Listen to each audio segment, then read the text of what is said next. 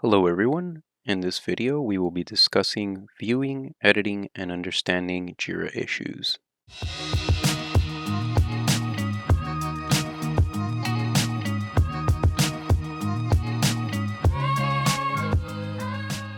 Alright, so for this tutorial and a few others to come, I am no longer logged in as a Jira administrator, but as a regular user, and the purpose is because for the next few videos, we will be discussing how to work within an agile team as a team member who is not a project administrator or a site administrator.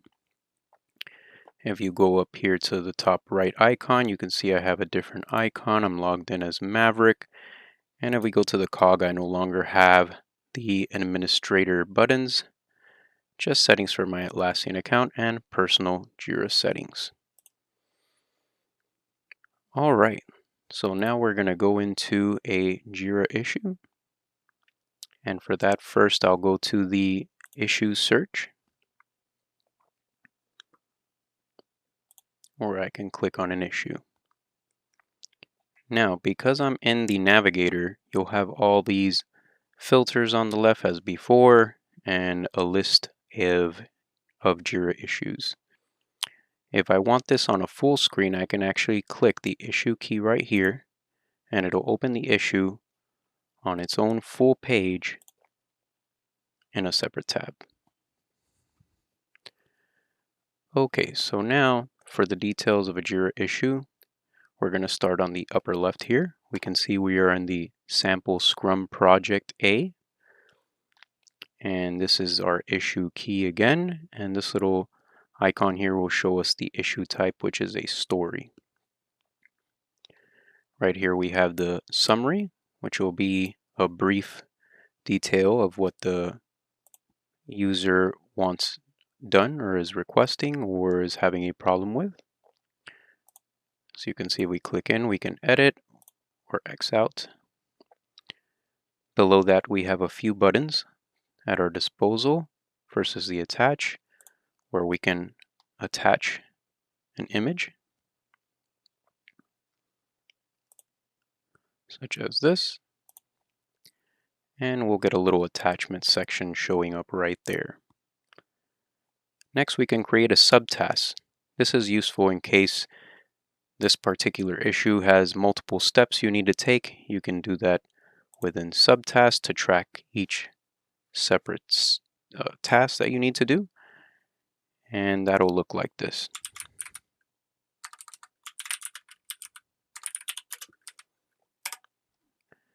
It'll be here, and it'll be here. You'll see you'll have a subtask section. It'll show the icon for the priority, which is automatically set to medium. It'll show who it's assigned to or if it's unassigned, and the status of the subtask, which we can change to in progress or done. We can also click into these icons as well, or the issue key, the subtask issue key, so you can see what the subtask looks like.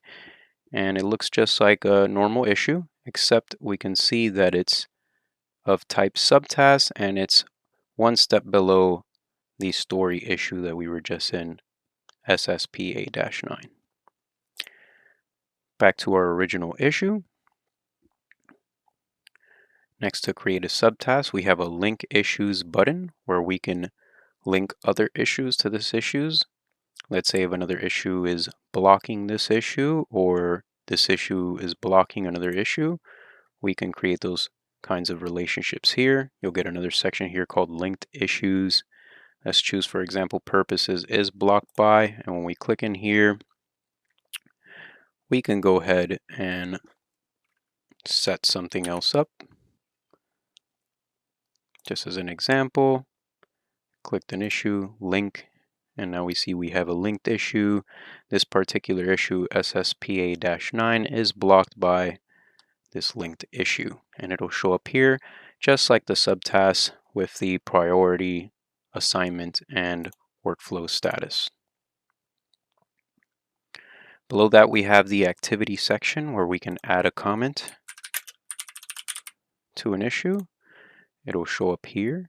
Within this section as well, we have a useful thing called history, where we can see all the changes in time that have happened to this issue. I can assign this issue to me, and now when we come back to history, it shows that I assigned it. We have work log as well. If you log work, for example, in these fields to the right, we can estimate that this issue will take 3 hours, and you do that as putting an H for hours or M for minutes. You could put a D for days. But then when you click in this time tracking, you could actually log time. So if I've spent maybe 30 minutes as an example on this, I can put that as time spent so far on this task, add a note for what I did as an example, click save, and now I'll see that I've logged 30 minutes of work on this with my note. Moving back to the top, we have our description. We can add further details here, and this comes in a wiki editor, which will allow us to format nicely, bulleted, bold, italics, anything we want. If we go back up here to the top of the issue, we got some buttons here on the right. We can give feedback. We can stop watching an issue, since I was already a watcher, or start watching an issue. We can vote, which is useful if there is an implementation requested and you need to gather buy-in from the enterprise or stakeholders. They can all come here, vote for it. We can share this issue, which will open up this share issue dialog box. You can share it if you have Slack plugin integrated. You can share on Slack. You can copy the link and send it to a colleague. To the right of that, we have 3 dots that'll give us some other options. Logging work, as we already saw when we logged work in the comments section. We can add a flag to an issue in case this is something that needs to be reviewed, or remove the flag.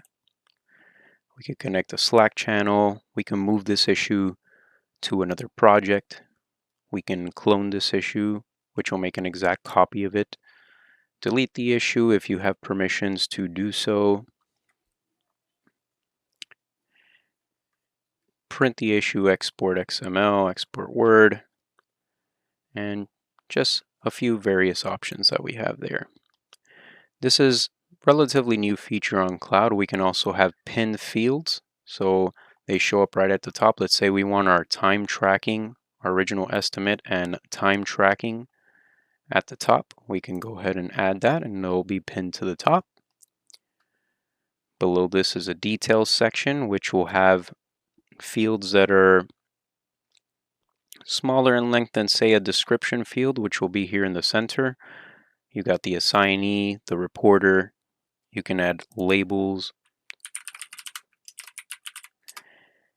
which is very useful for filtering. Let's say you have a group of tasks that are related. You can set the same label, and then through Jira issue search, you can search only issues that have this label.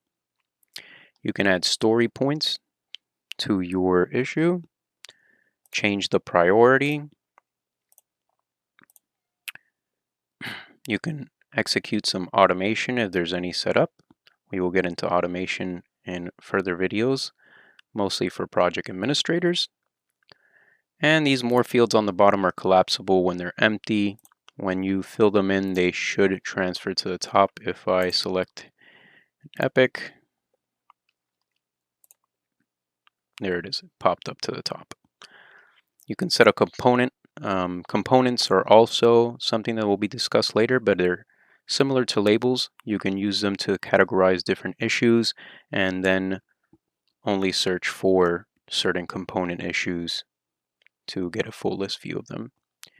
You can add the issue to a sprint if you're working in a Scrum team that works in sprints, or you can add a fixed version if there's already versions that your team is working on.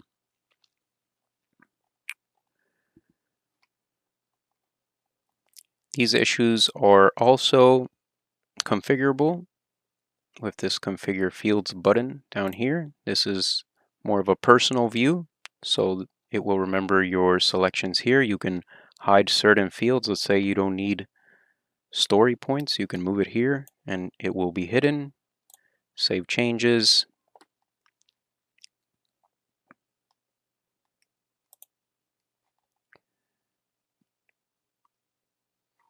And if we go back to the issue, you will see story points is no longer there and it is hidden. And finally, I did miss this button here. This is our workflow button, and all issues will have it. You will be able to change the status of an issue to whatever the workflow is. You can also hit this view workflow button and see the entire workflow from the create issue to the first status it goes into, to do, in progress, done. This is called a transition. These little arrows that say all, this basically means that you can transition to any other status from any other status when it has this all label, instead of a more restricted workflow, which we will go over in later videos. And that is all for this Jira tutorial video. I hope you found it useful and that you are a little more familiar with Jira issues. Thank you very much.